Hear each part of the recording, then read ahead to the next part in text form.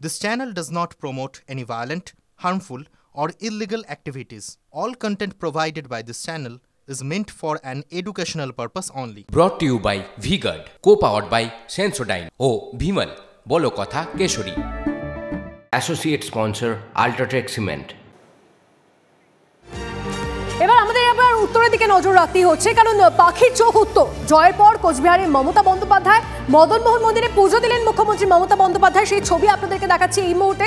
আমাদের প্রতিনিধি সুমন কল্যাণ ভদ্র আমাদের সঙ্গে রয়েছেন, সরাসরি সুমন কল্যাণের সঙ্গে কথা বলবো। সুমন কল্যাণ, ছবি দেখতে পাচ্ছি আমরা আজ, আর উত্তরে কি কি হতে চলেছে?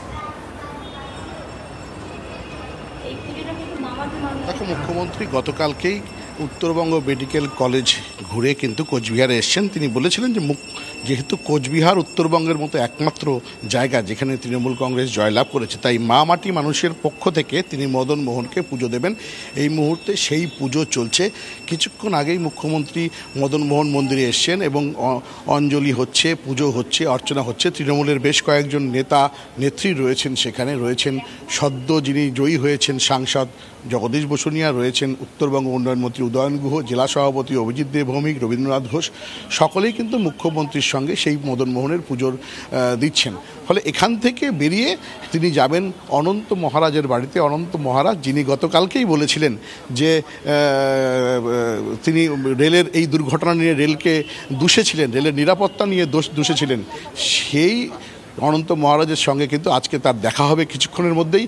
কারণ মদন মোহন মন্দির থেকে বেরিয়ে অনন্ত মহারাজ অর্থাৎ বিজেপির যিনি রাজ্যসভার সাংসদ অনন্ত মহারাজ ওরফে নগেন রায়, তার বাড়িতে তিনি যাবেন এবং সেখান থেকেই কিন্তু হাসি মারা হয়ে সুমন, যে ছবি আমরা দেখতে পাচ্ছি রবীন্দ্রনাথ ঘোষ, উদয়ন গুহ, অনন্ত মহারাজের নামগুলো তুমি করলে, এই লোকসভা নির্বাচনের ফলাফল বেরোনোর পরেই একদম সোজা কোচবিহারে এবং গুরুত্বপূর্ণ একটা বৈঠক করছে আমরা সূত্র মারফত জানতে পাচ্ছি।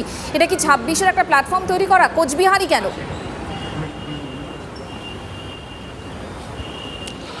দেখো, মুর্শিদাবাদ থেকে যদি তুমি ধরো, মুর্শিদাবাদের পর থেকে কোচবিহার পর্যন্ত অর্থাৎ উত্তরবঙ্গে যে কটি আসন রয়েছে, একমাত্র কোচবিহার কিন্তু তৃণমূলকে স্বস্তির কিছুটা নিঃশ্বাস দিয়েছে এখানকার জয়লাভের ফলে এখানে স্বাভাবিকভাবেই মুখ্যমন্ত্রী এর আগেও বলেছিলেন যে কোচবিহারে তিনি আসবেন, মদন মোহন মন্দিরে পুজো দেবেন। সেইভাবেই কিন্তু তিনি আজকে এখানে এসেছেন। গতকালকে শিলিগুড়িতেও তিনি বলেছিলেন। কিন্তু পাশাপাশি যেটা নতুন করে দেখার, যে গ্রেটার যে জিসিপি এর নেতা অনন্ত মহারাজ ওরফে নগেন রায়, যিনি বিজেপি রাজ্যসভার সাংসদ, তার সঙ্গে যে দেখা, কারণ নির্বাচনের প্রার্থীপদ ঘোষণার পর থেকেই কিন্তু এই নগেন রায় বিজেপির বিরুদ্ধে একাধিকবার প্রকাশ করেছিলেন। আজ বৈঠকে কি হয় অবশ্যই আমাদের সেদিকেও নজর থাকবে। আপাতত তোমাকে ধন্যবাদ। মদন মোহন মন্দিরে তিনি পুজো দিয়েছেন এবং তারপর কি বলেন সেদিকেই নজর রয়েছে সকলের।